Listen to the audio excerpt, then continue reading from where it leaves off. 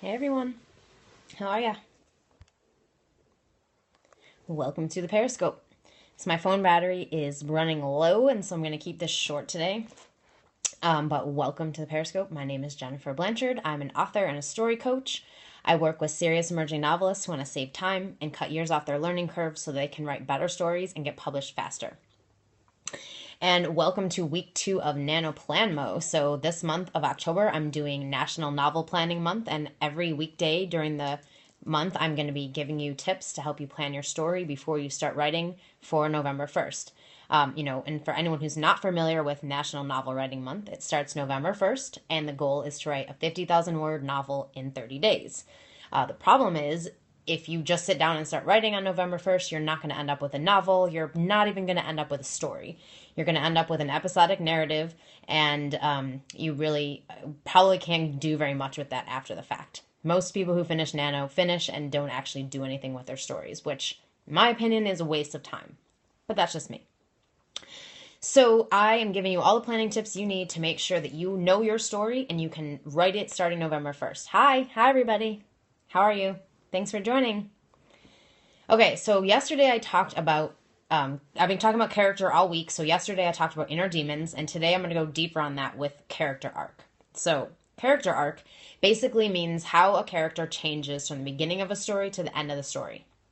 And this goes back to the inner demons because your protagonist, so the main character in your story, has to have an inner demon or more than one that this person deals with. And, because of that, this inner demon or fatal flaw, whatever you want to call it, tries to stop them from being successful and getting what they want in the story.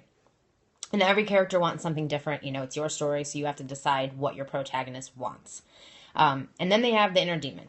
So, the inner demon is what they overcome over the course of the story. It's what they have to overcome in order to really be able to step up and become the hero and overcome the antagonist, defeat the antagonist, all of that stuff.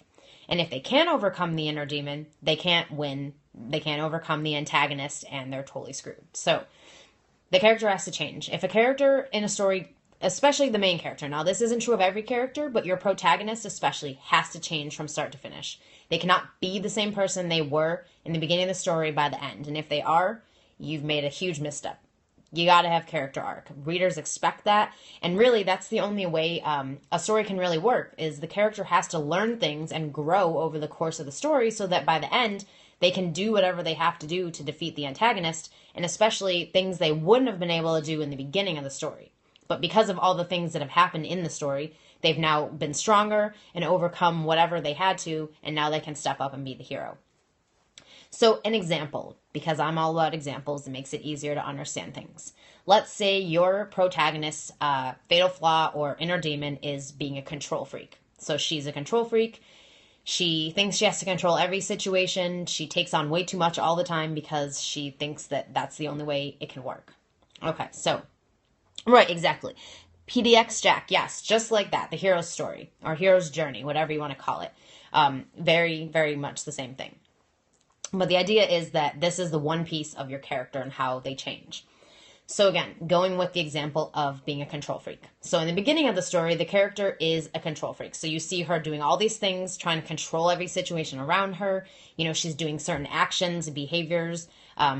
Maybe she's just taking on too much. She's not asking for help when you know that she needs it. You can tell that she needs it, but she refuses to ask for it. Or she's being manipulative in some ways because she's trying to control something, all that stuff. So this is happening in the beginning of the story. Now, over the course of the story, she's learning that she can't be this way because there's this antagonist, this bad guy who's out to get her in some way. And in order for her to defeat this person and overcome it, she has to change. She has to become a better version of herself. And so over the course of the story, she learns this by taking action and making mistakes, by taking 5 steps forward and 8 steps back, So she learns this by going through the story and the challenges and the obstacles that you set up along the way. So, in part 2 of the story, she's, still got the control freak thing going on majorly. She's not understanding how to stop being this way. Now, once we get to the later parts of the story, we see that she realizes, or is starting to realize, that being this way is not going to help her cause. It's not going to help her reach her goal, and it's not going to help her defeat the bad guy. And so she starts realizing that maybe I have to stop being so controlling. Maybe I have to let go a little. Maybe I have to do whatever. So lots of different options here. And by the end of the story, she's realized that if I want to defeat this antagonist, if I want to reach my goal, I have to overcome this challenge that I have. I have to overcome this inner demon that I've been dealing with. So being a control freak. So by the end of the story, you know, she's doing some things differently. So she's asking for help when she never would have done that before. Or she's not taking on as much as she would have. Maybe she's saying no to things she normally would have said yes to. Maybe she's just doing things to show you that she's not as controlling. You know, maybe she goes on a road trip, and instead of bringing a planned out map with every stop along the way, she decides, you know what, I'm just going to go with the flow and see what happens. I'm just going to drive and see where I end up. That would be showing the readers that she's changed. And a reader wants to see that, because a reader wants to know that it's possible to overcome the things that stop us, that get in our way of being successful and of reaching the goal that we have. And this is true in fiction and in life. So that's what makes it relatable. So if anyone has questions about character arc, please put them in the chat box now. Like I said, I'm going to keep this short because my phone battery is dying and I don't want it to cut off before we get to the end of the video. So I'm going to be talking the next 2 days. Tomorrow I'm going to be talking about the 4 contexts of character. So every story there's 4 contexts that a character has and the character goes through over the course of the story. So I'm going to talk about that. And Friday I'm going to dig into the antagonist and tell you all about how to create a really kick-ass bad guy. So again, if you have questions, now's the time to put them in the chat box. Otherwise, I'm going to wrap this up. But when it comes to inner demons, I did a video yesterday on this. So if you didn't catch it and you want to learn more about what an inner demon is and how you can use that to now create your character arc, you can go to this link right here, catch.me/inkybytes. And all my replays from this month and all the previous ones are on there. And, oh, the talks are amazing. Thank you so much. I'm so glad you liked them. What are you giving advice about? Writing stories. Yes. So I'm doing NaNoPlanMo, which is National Novel Planning Month, and National Novel Writing Month is next month in November. And so I'm basically talking about how to write a really good story and how to plan it before you write it. Let's see. New York Impact. How do you manage multiple character arcs? Okay, so every character in your story doesn't have to have an arc. That's up to you. But your protagonist has to have one no matter what. So you can have multiple ones, and in that case, you're just wanting to know who are these characters, what is the inner demon or demons that they're dealing with, and then how are they going to overcome it in the story.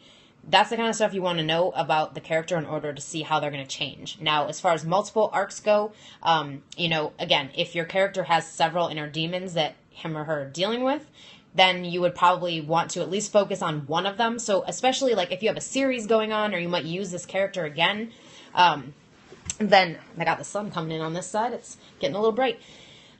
So then you would want to at least make them overcome at least one of them. Now in a series, a lot of times they have the same inner demon that they deal with over and over and over again. So like, for example, one of the series that I really like is the Shopaholic series. And I think there's like 7 or 8 books in that series at this point. But the girl in the story has the same inner demon pretty much the whole time. And it's just that she's a shopaholic. She, you know, likes to spend a lot of money. She just doesn't know how to control her finances. And this is something she deals with across all the stories in some way. It may not be the exact same thing, but it's similar. Do you have your entire arc planned from the start or go with the flow of the book? I plan every detail of my story out in full before I write it. And the reason is because for me, sitting down and just going with the flow ends up disastrous. So I never end up anywhere. I end up having to spend double the time revising, which to me is just sucks. I hate that. And so I plan first. I do a detailed 6-week story planning process, which again, you can learn about if you go here to this link. I've got videos all about that process, so you could check that out. But basically, it's 6 weeks of story planning, and I do idea, concept, premise. I do character arc, character planning. I figure out my story structure. I figure out all the scenes that I need, and then I'm able to know and have a roadmap that I can sit down and write, and I have everything ready to go. And the reason I do this is because if I sit down and write the story by the seat of my pants, just going with the flow, I will never finish. I've done it that way several times, and it was a disaster. And so I stopped, because for me, having that planning process makes the biggest difference in me actually finishing and getting my story written. So that's why I do it. But, you know, everybody's different. And if you like writing by the seat of your pants, if you enjoy discovering your story as you write, as opposed to discovering it first and then writing it, that's great. Do what works for you. I mean, for me, I just say, You want to do what works for you, and by works for you, I mean actually gets you somewhere. So if you're sitting down and writing and you keep ending up with drafts that either you don't finish, you cut off halfway, or you get to the end and you never go back and rewrite and finish them, that's not working. So you want to look at your process and say, do I need to be looking into more about my story? Should I learn more about my story before I write it? And any amount of planning you do, whether it's a little bit or a lot, is going to make a difference in the outcome of the draft that you write. So I'm a big proponent of planning, obviously, for that reason. So, but definitely, learn as much as you can about your story before you write it, and it will save you tons of just stress and frustration and all that stuff. So, but yep, that's the Periscope for today, and my battery is running low, so I don't want to go too much longer. Good, I'm glad you enjoyed it. Thank you so much for joining me, and I will be back tomorrow with another Periscope all about character. Like I said, I'm talking about the 4 contexts of character and what you need to know about them in order to write a really good protagonist. So join me tomorrow. Thanks. Bye.